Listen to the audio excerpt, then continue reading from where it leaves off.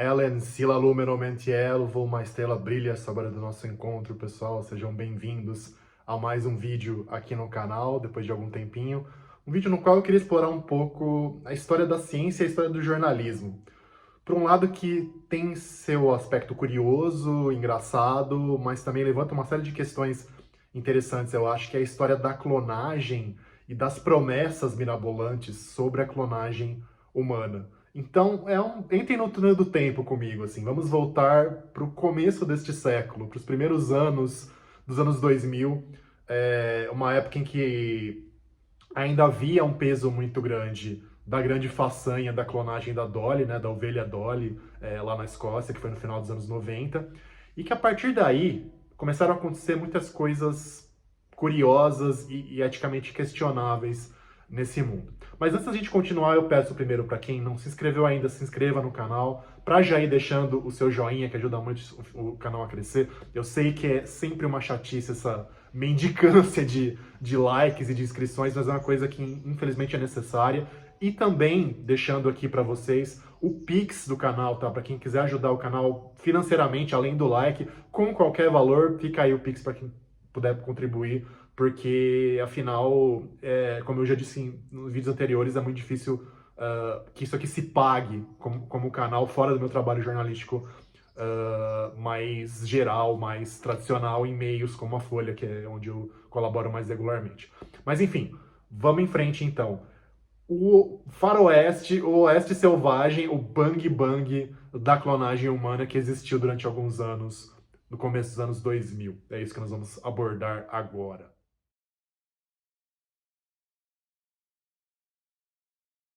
Com esse fascínio, então, inicial que surgiu sobre o tema da clonagem, com a criação da Dolly, depois vários outros mamíferos foram sendo clonados também, o que começou a aparecer e de maneira, digamos, questionável em grupos que não eram os mais sérios do mundo, era a clonagem humana reprodutiva. Então, vamos gerar um bebê humano clonado. Porque a discussão que existia em meios científicos mais sérios e que se preocupavam, ao menos do ponto de vista da imagem, até com questões éticas, era a tal da clonagem terapêutica. Ou seja, você produzir um embrião clonado de uma pessoa com uma doença específica, a partir daí você produzir células-tronco, que são essas células super versáteis, né?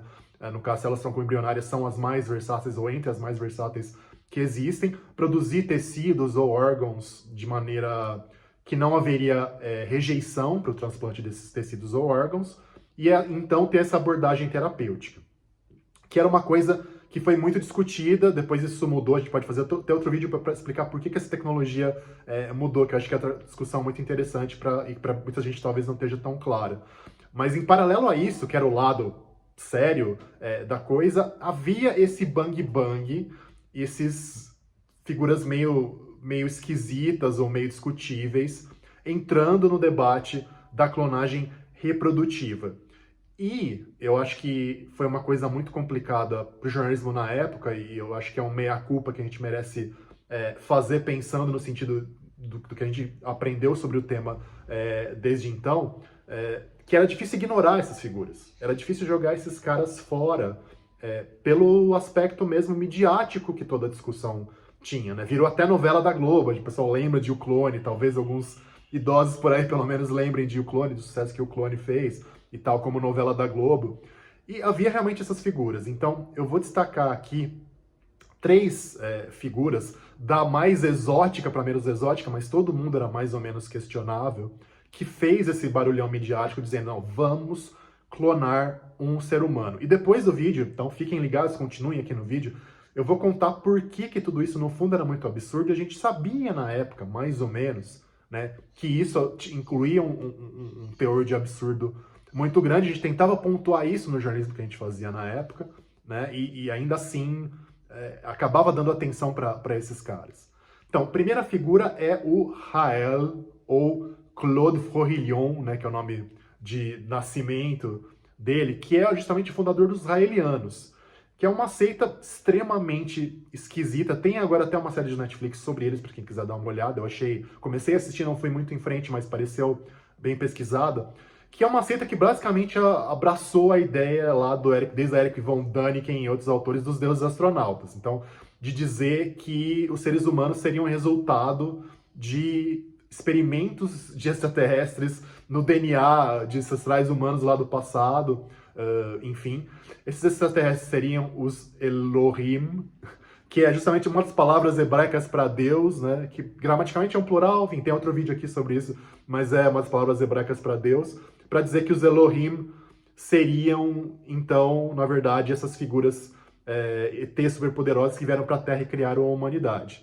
E o Rael, o chefão dessa seita, enxergava, ou falava, pelo menos, né, tentava usar como elemento de propaganda, talvez, a clonagem como um elemento para seguir o caminho dos Elohim e continuar essa evolução humana guiada por meio agora da engenharia genética. E começou a contratar algumas pessoas, uma bioquímica, e falar que eles iam realmente produzir clones humanos, e chegaram a dizer que clones humanos tinham nascido, inclusive, sem nunca apresentar prova de nenhum tipo, mas fazendo coletivas e tudo mais. Lembro que na época até o Rael, não sei se ele ainda existe, mas ele exigia ser chamado de sua santidade ou vossa santidade. Eu lembro que o meu colega Salvador Nogueira, que também tem canal aqui no YouTube, grande figura, abraço pro Salvador, ele foi entrevistar o Rael e sem querer em inglês falou, Your Highness, falou, sua Alteza, e o Rael, no, not Highness, Holiness, it's Holiness, é santidade, figuraça, e com muitas coisas estranhas aí no meio. Então esse foi talvez a figura mais doida que vinha com essa conversa na época. E aí, do lado um pouco mais sério, mas não exatamente tanto, dois especialistas em reprodução humana, um deles originalmente com especialidade, com trabalhos do lado veterinário, que eram um italiano, o Severino Antinori, e, por outro lado, um cipriota americano, que é o Panayotis Zavos, ou Zavos. O Zavos eu cheguei eu próprio a entrevistá-lo por telefone, na época também, no começo da primeira década dos anos 2000. E ambos também dizendo que eles estavam a caminho, estariam muito próximos, já procurando, enfim, mais de aluguel e tudo mais, para fazer a clonagem reprodutiva humana. O Antinori tinha um histórico na Itália bastante midiático, por exemplo, de conseguir que mulheres de idade já pós-menopausa engravidassem pelas terapias dele, obviamente com doação de óvulos, fertilização in vitro e tal. Então eles usavam essa expertise, o Antinori lá na Itália, e os Zavos, como professor da Universidade do Kentucky, nos Estados Unidos, sul dos Estados Unidos, né, usavam esse conhecimento que eles tinham e alguma relevância acadêmica que eles tinham na área de reprodução humana para justamente propagandearem a questão da clonagem reprodutiva. Então, além desse trio midiático, com muita cara de picaretagem, e no caso do Antinori, por exemplo, problemas com a justiça italiana, coisas bem estranhas, correndo por fora do lado sério, entre aspas, a gente tinha um pesquisador sul-coreano, da Coreia do Sul, o Woo-suk Hwang, ou Hwang Woo-suk, eu nunca sei qual que é o sobrenome, depois eu coloco aqui na descrição qual que seria o sobrenome, qual que é o prenome da pessoa. Mas o Hwang, como era conhecido, começou a publicar vários trabalhos na área de clonagem, agora terapêutica, primeiro também reprodutiva, só que com animais. Ele, de fato, foi a primeira pessoa a clonar com sucesso cães, né, um cãozinho chamado Snoopy, que era uma sigla, na verdade. E depois vou explicar direitinho o que é o nome do cachorrinho na descrição, lembrar da descrição do vídeo. E fazer clonagem, então, terapêutica, de produção, aparentemente, de embriões clonados humanos, que chegaram, então, nessa fase inicial do desenvolvimento, fase de blastocisto, que é basicamente uma bolinha de algumas centenas de células, e que seriam, então, usados para pesquisas com terapia celular, sem formar um embrião e depois um bebê humano clonado. O fato é que todos esses caras, nenhum deles realmente mostrou que fez alguma coisa para valer, de verdade. Então, tanto os israelianos, claro, o pessoal do Rael, ou Rael, quanto o Antinori e os Zavos nunca comprovaram ter realmente criado um bebê humano clonado, e o Huang, apesar do trabalho que era de verdade com os cães clonados, na parte de clonagem terapêutica, fazendo embriões humanos, você teve um monte de fraudes nos artigos que ele publicava em grandes revistas científicas como a Science e a Nature, e várias questões éticas muito complicadas, por exemplo, ele praticamente obrigando moças do laboratório dele a doarem seus óvulos, num processo que é super complicado, pode ser dolorido para a mulher e tal. Doar óvulo não é muito simples. E ele basicamente coagia essas pessoas a doar seus óvulos e caiu em desgraça, enfim, de celebridade e grande herói científico sul-coreano. Ele acabou caindo num buraco do qual ele nunca chegou a se reerguer para valer, embora não tenha ficado na cadeia que eu me lembro. Agora, por que tudo isso deveria, e em alguma medida foi, mas deveria talvez ter sido mais tratado com extremo ceticismo, extremo pé atrás, e evitando bater palmo para maluco dançar, que é o que muitas vezes a imprensa acabou fazendo com esses caras? Por um motivo básico e simples que não mudou, tá? Nas últimas 2 décadas, já estamos indo para 3 décadas ou mais de clonagem, isso não mudou. Porque fazer clonagem de mamífero com sucesso é muito, muito difícil, trabalhoso e sofrido mesmo. Tanto para as mães de aluguel, para as fêmeas, ou, no caso humano, para as mulheres que receberiam esses embriões, quanto para os embriões e para os bebês em si. Por quê? Porque o processo de clonagem é extremamente ineficiente por natureza, né?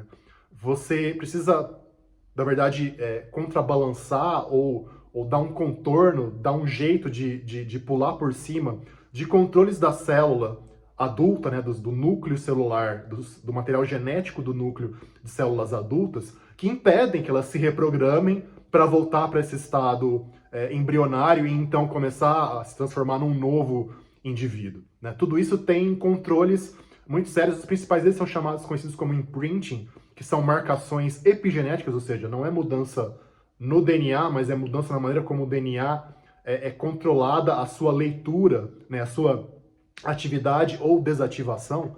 Tudo isso é muito difícil de você fazer com que se reprograme com sucesso. As coisas avançaram, a gente sabe bem melhor hoje, pode ser objeto de um próximo vídeo, a gente sabe bem melhor hoje como é que se faz isso, mas para produzir um clone viável de mamífero, ainda assim é muito complicado. Isso significa o quê, então? Você precisa de uma quantidade muito grande de óvulos.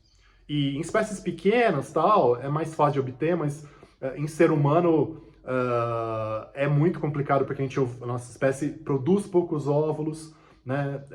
Envolve estimulação hormonal, envolve dor, enfim, é um saco, é uma dor de cabeça, assim, gigantesca, né? Então tem esse ponto. Então, muitos óvulos para conseguir, então, literalmente centenas normalmente, para uma gravidez viável, quer dizer, para um filhote nascer aparentemente direitinho, você sempre precisa de centenas de óvulos, é muita coisa, tá? Então, você cria embriões, aí desses embriões, muitos vão ser inviáveis e morrem logo depois de serem implantados no útero, outros continuam a gestação, mas tem uma série de problemas de desenvolvimento, muitas vezes tamanho muito grande, placenta muito invasiva ou invasiva de menos, né, que vai lá e suga tudo da mãe, o filhote nasce muito grande. Tudo isso, de novo, ligado a esses controles do imprinting, né? Se você não faz isso certinho durante a reprogramação do núcleo da célula, do material genético, vai dar problema lá na frente. E, então, muitos filhotes, e mesmo os que nascem, às vezes nascem e vivem durante poucas horas. Alguns experimentos aí para desextinguir espécies, como uma espécie de caprídeo, se não me engano, lá da Península Ibérica, deu errado e viveu poucas horas do filhote justamente porque foi feito por clonagem. Então, é um negócio, assim, mega dor de cabeça, mega complicação. E imagina você fazer isso com um ser humano. Então você vai colocar, primeiro dar esse trabalho gigantesco com as doadoras de óvulos, né? Que poucas mulheres vão topar isso, assim, tão de boa, vai envolver dinheiro, vai envolver várias coisas, ou coação, como no caso do Usuk Hwang lá na Coreia. Então tem esse ponto. Tem o risco da gravidez, vai ser uma gravidez de risco, super complicado, né? Não é simplesmente, mesmo que isso não seja simplesmente, tem questões éticas também, não é ser simplesmente uma barriga de aluguel de um casal normal, de uma gravidez normal. É uma barriga de aluguel ultra, hiper gravidez de risco e de nascerem potencialmente dezenas, talvez, de bebês humanos, imagina, com defeitos de formação ali, problemas de saúde, morrendo às vezes poucas horas depois do nascimento, às vezes por razões que a gente não sabe ainda também, né? Embora já tenha se aprendido muito sobre isso, algumas das razões que levam a essa pouca viabilidade dos fetos clonados, dos bebês clonados, a gente não sabe 100%. Então imagina fazer isso com gente, né? Você precisaria, na verdade, e ainda bem que não apareceu, de um ditador totalitário, completamente obcecado com clonagem, para que isso talvez, quem sabe, um dia aconteça. Não dá para saber se um dia vai acontecer, mesmo com o avanço tecnológico, porque são coisas que, mesmo sabendo mais ou menos o que é para corrigir, você ir lá e intervir para que a correção aconteça, não é brincadeira, não é simples, tá? Então, acho que a lição fica de ter tido, acho que um ceticismo muito maior em relação a essas coisas, ter dado muito menos espaço para esses caras, e de entender que, uma coisa que eu tenho brincado recentemente, até em colunas da Folha, que biologia não é silício, pessoal. A gente está acostumado a enxergar, por exemplo, o avanço computacional como aquela coisa de lei de Moore, né? Ficar sempre dobrando em pouquíssimo tempo a capacidade de processamento dos computadores. Isso é fácil, entre aspas, de fazer em silício e em coisas eletrônicas. Agora, com biologia, as coisas não caminham nesse nível, e é por isso que, inclusive, terapias, o lado terapêutico também da clonagem, não avançou tanto, embora tenha avançado bem mais do que o lado reprodutivo de lá para cá. Então, fica a lição. Essas coisas são, muitas vezes, intrinsecamente complicadas, tá bom? E eu acho que é isso, por enquanto.